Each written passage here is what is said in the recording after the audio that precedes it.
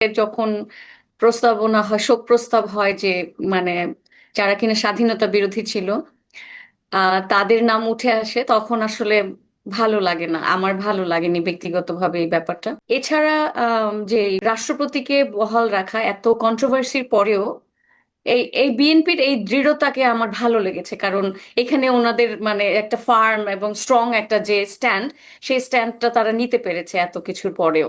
এই জিনিসটা আমার খুব ভালো লেগেছে, কারণ রাষ্ট্রের বা যারা সরকারে থাকবে তাদের কিন্তু সবসময় খুব শক্ত একটা অবস্থান নিতে হবে। আহ, এই যে যদি এমন হতো যে রাষ্ট্রপতি থাকাটা মানে একেবারেই কেউ সাপোর্ট করছে না এবং সরকার চাপিয়ে দিচ্ছে সবাইকে, সবার উপরে, এবং 100% জনগণ তার বিরুদ্ধে, তখন সেটা ভিন্ন কথা। তো সেই দিকে তো যাচ্ছি না। তো সাউন্ড সিস্টেমের কথা যে বলেছেন, এই যে টেকনিক্যাল ডিফিকাল্টি এতদিন পরে গণতান্ত্রিক ব্যবস্থায় নতুন সরকার শুরু হয়েছে, সেক্ষেত্রে ওনাদের এগুলি টেস্ট করে ভালো করে রিপেয়ার করে বা নতুন নতুন সাউন্ড সিস্টেম আসলে রিপ্লেস করা দরকার ছিল, এটা ফর শিওর। এরপরে যে মানে বিরোধী দলীয় অবস্থান, ওনারা খুব প্রেডিক্টেবল। মানে আপনি চাইলেই ওনাদেরকে প্রেডিক্ট করতে পারবেন যে ওনারা কি করতে পারে। তো ওনাদের যে প্লাকার্ড নিয়ে আসা, মানে তারা প্রিভিয়াসলি পুরো রেডি হয়ে আসছে যে তারা কি করবে। তারা জানে যে রাষ্ট্রপতি ভাষণ দিবেই, রাষ্ট্রপতিকে আম, মানে আমাদের ফেস করতেই হবে, সুতরাং আমরা, তারা সংসদে গেছে ফুটবল খেলা দেখতে বা ক্রিকেট খেলা মাঠ হিসেবে, তারা একটা নাটক আর কি আগে থেকেই সাজিয়ে নিয়ে গেছে। সেক্ষেত্রে এই জিনিসটা আমার কাছে ভীষণ ভীষণ ফানি লেগেছে, হাস্যকর লেগেছে। এরপরে আম, যখন জাতীয় সঙ্গীত বাজলো, জাতীয় সঙ্গীত মানে রাষ্ট্রপতি আসার সাথে সাথে তো সবসময় জাতীয় সঙ্গীত বাজে। এখন আপনি বলেন, রাষ্ট্রপতি যখন এন্ট্রি নেয় তখন যে জাতীয় সঙ্গীত বাজে, এটা না জানে কে? এটা তো দুইটা দুইটা কাজ হয়, তাই না? একটা হচ্ছে রাষ্ট্রপতির আগমন আর একটা হচ্ছে জাতীয় সঙ্গীত। এখন আমার জাতীয় সঙ্গীতকে সম্মান দেয়া, এটা তো আমার নাগরিক হিসেবে দায়িত্ব। এবং আমি যদি এটা নাই জানি, আমি সংসদে গিয়েছি, আমরা এত পাকনা, মানে তাদের মধ্যে যে এত মানে এই যে এনসিপির লিডাররা আছে, তারা এত কথা বলতে পারে, হাসনাত আব্দুল্লাহ স্লাইড বানিয়ে খেজুরের হিসাব দেখাতে পারে, কিন্তু সে এটা জানে না যে রাষ্ট্রপতি ঢুকলে তখন হচ্ছে আপনার মানে জাতীয় সঙ্গীত বাজবে। যাই হোক, এই জিনিসটা দুটো পয়েন্ট আছে। বিএনপি মানে এমনই সাউন্ড সিস্টেম, বিএনপি শুনতে পায় কিন্তু জামাত এবং তার 11 দলীয় ঐক্যজোট শুনতে পায় না। তার মানে কি, সাউন্ড সিস্টেম কি শুধু এক পক্ষের জন্য বাজানো হয়েছে, তারা শুনতে পাচ্ছে? এটা তো না, হতে পারে। এখানে আমি আপনাকে একটু সংশোধন করে দিই, হ্যাঁ, হ্যাঁ, সংশোধন ঠিক না, অ্যাড করে দিই, অ্যাড করি একটু। যে বলেন। সাউন্ড সিস্টেম তো ইম্পর্টেন্ট না, যখন যখন জাতীয় সঙ্গীত বাজা শুরু হয়েছে ঠিক তখনই কিন্তু স্পিকারের পেছনে বড় বড় দুটো পর্দা, অনেক বড় দুটো পর্দায় হুম। জাতীয় পতাকা প্রদর্শিত হওয়া শুরু করেছে। রাইট। এখন তাহলে ওখানে জাতীয় পতাকা প্রদর্শিত হচ্ছে কেন? ওখানে তো সেটাই। এর আগে অন্য স্লাইড চলছিল, অন্য স্লাইড বন্ধ করে দুটো জাতীয় পতাকা দুটো পর্দাতে একসঙ্গে তখন প্রদর্শন হলো।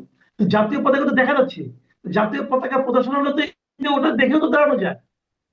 এক্স্যাক্টলি, জাতীয় পতাকা আর ওই সেন্সটাও তো থাকে। সবাই কেন দাঁড়িয়েছে, আমিও দাঁড়াই, তাই না? এখন এখানে তো বোঝাই যাচ্ছে যে আহ, সংসদের মতো একটা জায়গা, আমরা তো সংসদ আজকে প্রথম দেখি নাই, ছোটবেলা থেকে দেখে দেখে বড় হয়েছি। সংসদে যখন আর কি জাতীয় সঙ্গীত বাজানো হয়, সেটার ব্যাকগ্রাউন্ড যে অ্যাক্টিভিটি, সেইটাও তো আমরা জানি। এখানে তো অনেকগুলি কাজ একসাথে হচ্ছে। তার মানে কি, এটা ইচ্ছাকৃত, আমি বলবো সম্পূর্ণ ইচ্ছাকৃত। এবং তারা যেহেতু তাদের দলের লোকজন এবং তাদের মানে বিভিন্ন স্টুডেন্ট সমাজ বলছে যে ইসলামে হচ্ছে আপনার এই নিয়মই নাই যে কোনো ব্যক্তিকে দাঁড়িয়ে ইয়ে মানে সম্মান জানানো, সেখানে জাতীয় সঙ্গীত কি হয়ে গেল? তো এমনিতেও তো ওনারা এই জাতীয় সঙ্গীতের বিরুদ্ধে, আপনি জানেন যে যেহেতু রবীন্দ্রনাথ লিখেছে সেহেতু এই জাতীয় সঙ্গীত তারা মেনে নেয় না। জামাতের অনেক লোকজন প্রথম থেকেই বলেছে, সুতরাং এই জিনিসটা পুরোটাই ইন্টেনশনাল। পরবর্তীতে বলেছে শুনি নাই। হ্যাঁ, তো সুতরাং বিএনপির লোকজন যেহেতু শুনে দাঁড়াতে পেরেছে, ওনারা শোনে না। বিএনপিরও তো অনেক পিছনের সারিতে অনেক নেতা নেত্রীরা ছিল, ছিল না? অনেক পেছনের সারিতেও তো অনেক আর কি মেম্বার অফ পার্লামেন্ট ছিল। তো তারা দাঁড়ালো কিভাবে আপনি বলেন? তারা একদল একেবারেই দাঁড়ালো না, একদল সবাই দাঁড়িয়ে গেল। এটার কোনো লজিক আছে? এটা তো কোনো যুক্তিবিদ্যায় খাটে না আমার মতে। তো এই এই জিনিসগুলি আমার আসলে ভালো লাগেনি। আম, এই কয়েকটা জিনিস, আর যা যা ভালো লেগেছে তা তো আমি উল্লেখই করলাম। জি। আরো কিছু বিষয় আছে, এর মধ্যে আমরা জেনেছি যে বিএনপি দায়িত্ব নেওয়া, সরকার হিসেবে দায়িত্ব নেওয়ার পর আমরা দেখেছি যে কিছু কিছু তাদের কিছু রাজনৈতিক প্রতিশ্রুতি ছিল জনগণের কাছে, তার মধ্যে তারা বেশ কিছু অলরেডি বাস্তবায়ন শুরু করে দিয়েছে। যেমন ধরেন একটা ছিল যে তারা ফ্যামিলি কার্ড দেবে, যারা নাকি অর্থনৈতিকভাবে পিছিয়ে আছে এমন একটা ফ্যামিলি কার্ড দেবে, তারা এটা অলরেডি চালু করে দিয়েছে। এটা হয়তো খুবই ছোট আকারে চালু করেছে, আগামীতেও হয়তো তারা এটা বাড়াতে থাকবে। এর মধ্যে খাল খননের একটা কর্মসূচি যাদের আছে, এটাও শুনেছি যে আগামীকাল থেকে তারা নাকি দিনাজপুর থেকে এটা শুরু করবে। আবার 1 এপ্রিল মানে 1 বৈশাখ থেকে তারা ফার্মার্স কার্ড চালু করবে। তো এগুলো তাদের প্রতিশ্রুতির মধ্যে ছিল, এগুলোতে কতটুকু কি হবে এটা নিয়ে হয়তো পরে আলোচনা করা যেতে পারে, কিন্তু তারা যেহেতু প্রতিশ্রুতি দিয়েছিল সেটা হবে। কিন্তু এর মধ্যে যে জিনিসটা আমরা দেখলাম, আরেকটা জিনিস তারা করেছে ঈদের আগে রমজানের সময়, যারা বিভিন্ন ধর্মীয় প্রতিষ্ঠানে যারা ইমাম আছেন, মুয়াজ্জিন আছেন, খতিব আছেন, অথবা পুরোহিত আছেন, অথবা চার্চে যারা আছেন, মানে ধর্মীয় নেতা যারা আছেন, তাদের জন্য একটা মাসিক সম্মানের ব্যবস্থা তারা করেছেন। এটাও মানে বেশ আলোচিত হচ্ছে।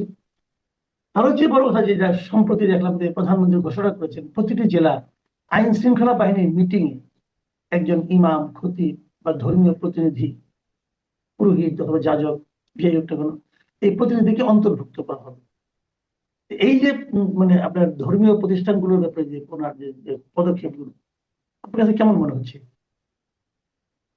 শুরুতে আমি ফ্যামিলি কার্ড বা ওনারা যে সমস্ত প্রমিস করেছিলেন ওগুলি বাস্তবায়নটা নিয়ে একটুখানি বলি। যে আপনি যে শুরুতে বললেন যে ফ্যামিলি কার্ড, এবং এত তাড়াতাড়ি একেবারে আসার সাথে সাথে কয়েক সপ্তাহের মধ্যে এভাবে এত বড় ডেটাবেজ মেনটেন করে ফ্যামিলি কার্ডটাকে দিয়ে দেওয়া, তা যত কম সংখ্যকই হোক, এটা কিন্তু বড় একটা সাকসেস এবং খুব ভালো একটা পদক্ষেপ। আমি এর আর কি মন ভরে আমি এটার প্রশংসা করতে চাই, আমার ভীষণ ভালো লেগেছে।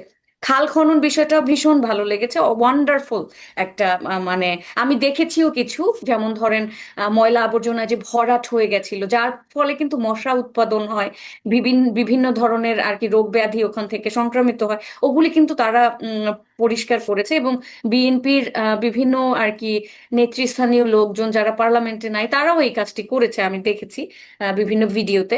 তারপরে হচ্ছে কিছুদিন আগে শুনলাম যে মাইকে এই মনে হয় প্রথম আমি শুনলাম মাইকে বলছে যে আপনার বাড়িঘরের চারপাশ পরিষ্কার পরিচ্ছন্ন রাখুন, যাতে মশা তৈরি না হতে পারে, ডেঙ্গু, চিকুনগুনিয়া, এগুলি জোরে জোরে বলছে। এটা কিন্তু অসাধারণ একটা পদক্ষেপ, এটা আমি বাংলাদেশে আগে কখনো শুনিনি।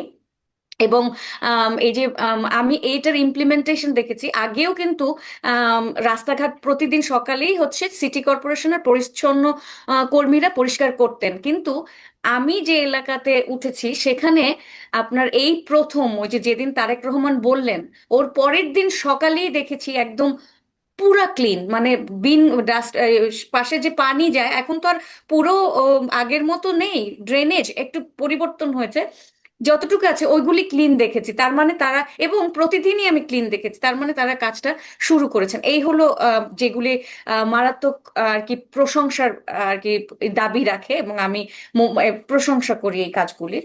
তারপর ধর্মগুরুদের যে সম্মানী দেওয়া, সেটাও ভালো, খুবই ভালো যে তাদেরকে মানে সম্মানী দিচ্ছে, কারণ তারা অনেক সময় ওই যে আপনার মানে কোরআন শরীফ শিখিয়ে বা হচ্ছে এই ধরনের মিলাদ পড়িয়ে তাদের জীবিকা নির্বাহ করতে হয়, তাদের আয় খুব কম গ্রাম পর্যায়ে যদি আপনি চিন্তা করেন।